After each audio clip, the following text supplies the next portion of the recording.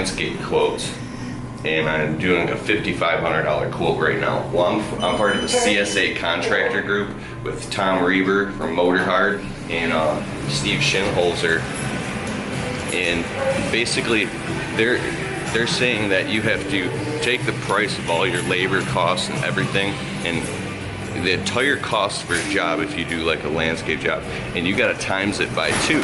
So if you times it by 2, that's what you should be sending the customer as an estimate and invoicing them as, not what you would normally do it. So let's just say if the job cost you $3,800 total overhead, gas costs, labor, insurance, taxes, materials, you know, that you should actually be charging $7,600 to do that job, so you have a 50% gross profit margin. And I learned this from them. So I do all the math of what I normally do, and I even marked it up a bit in this customer's project. If you want to know what the project is, it's to we're kind of like revamping an entire landscape for a customer.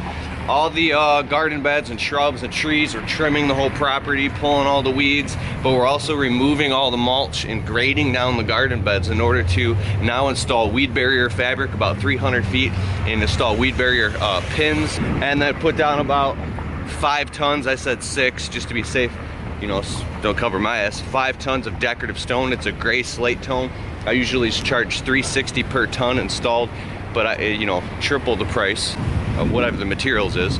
The stone was actually a little bit cheaper. I passed that discount to the customer, but I went through every single thing, and this quote I'm about to send to this customer is so long, it came out to like $5,600. I said, even though that seems like a lot, and I'd be making like, you know, say $2,500 off this job, I didn't miss a thing.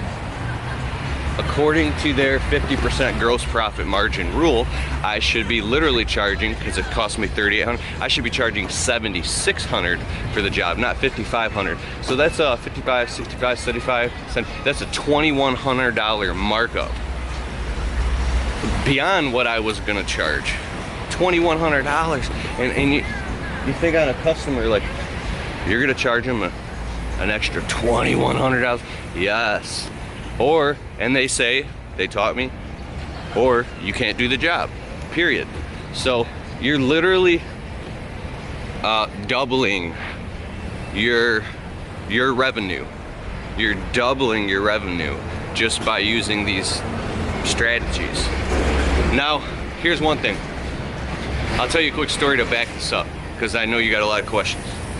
Several years ago, there's in Rochester Hills, Michigan, very nice area, there's something called the Russian, and I kind of got in with them, and I was doing landscaping for their city, subdivision garden beds and things like that. I was like, yes, I can name my price. Well, they wanted to revamp all the beds in landscape beds. I hope you can hear me, it's pretty loud around here downtown, but they wanted to revamp all the landscape beds in their whole community. And I gave them a price of like, it was like $5,000 or something. The time I finally sent them the quote, I was so nervous it was over like $5,000.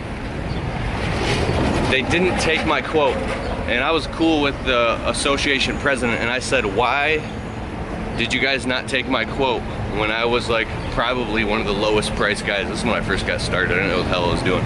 He said, Keith, the reason we didn't take your estimate into consideration is because your price was not even half the price, so much lower than everybody else's that we didn't even trust you. The other jobs came in, the lowest one was like $8,500, $11,500, $14,500, and $17,000 to $18,000 for this landscape job, and yours was like $5,000. And I didn't even know what the hell I was doing, and I probably would have done almost as good of a job as these other, you know, people. So okay, so you got that. Now the next thing is, how are you gonna even raise your prices if you don't have customers? Well, now you gotta learn marketing. Now you gotta learn, it all happens at once. It all grows together, because if you understand marketing and advertising, and you know how to drive deep in your customer base, referrals, and you can really drum up a lot more work. You're passing out door hangers and flyers and shaking hands and passing out business cards. You're getting into email marketing, and every time you do a job for a customer, you come across with somebody who knows what they're doing, they're going to refer you to other people.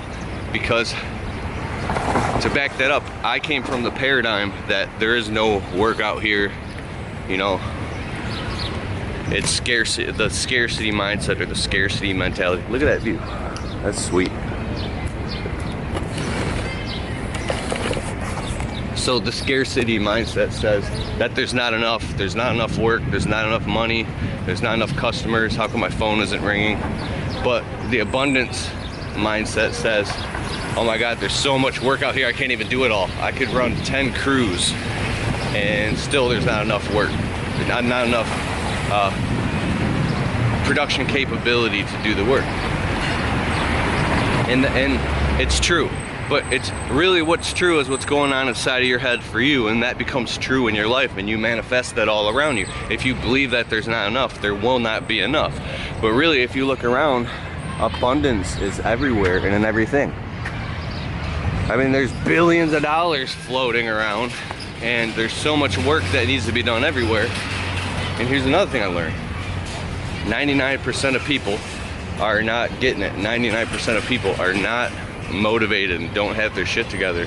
So if you at least show that you even have a purpose and a mission and that you got it together, then you're gonna instantly start attracting, you know, people. You become so valuable, like at the snap of a finger, you become 100 times more valuable than the mass of people, because now you're somebody who follows through. Yeah, I'm going to this Thai place. I ordered pad pad, like all vegetarian with tom yum soup. But dude, it's all about this paradigm. It's all about this mind shift.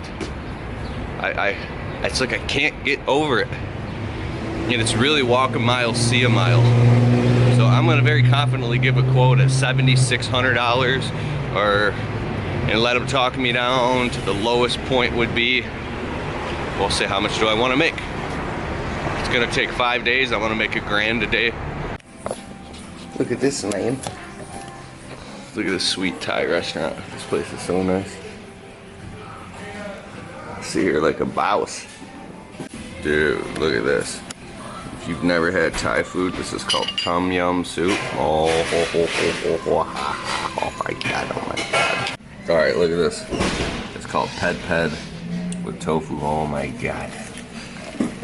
I just devoured this soup, and I freaking had to go in the bathroom and blow my nose. My whole face is watering. I love spicy food. Oh my God. This shit's so hot, dude. I'm sitting here blowing my nose every second. It's like the burn is like heaven. 21 bucks. Damn, son. This is actually pretty nice. That Thai food, man. But so the way I like break down a quote, right, is I average out about $250 a day for labor for 2 guys. One gets 11 an hour, the other one gets 13 an hour. $250 a day. Then I take out an extra 100 a day for, you know, taxes and insurance and stupid bullshit. I just count the business as a $10 an hour employee, right? And the reason I do that is because look at that bird, man. Whoa, what the fuck? This bird's like dive bombing my head. Look at this.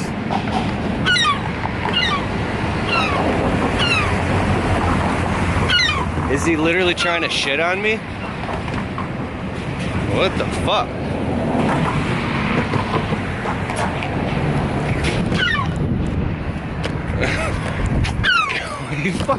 This motherfucker's gonna shit on me.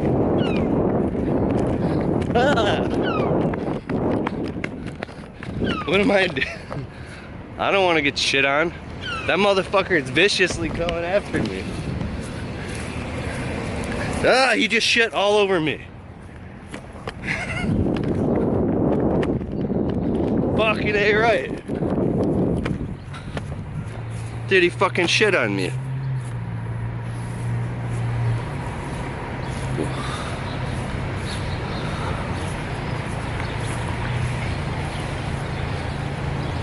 Fucker. Obviously there's a nest. Ugh. Oh, this is pretty nice. Yes, son.